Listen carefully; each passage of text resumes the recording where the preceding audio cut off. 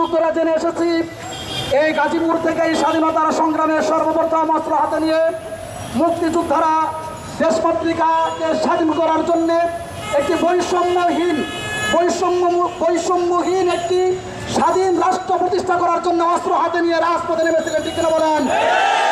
আজকে সারা বাংলাদেশে পীর সাহেব চরমনের ঘোষণা অনুযায়ী প্রতিবাদ বিক্ষোভ মিছিল হচ্ছে, গাজীপুরবাসীও এই মিছিল থেকে পিছিয়ে নেই, ঠিক কিনা বলেন?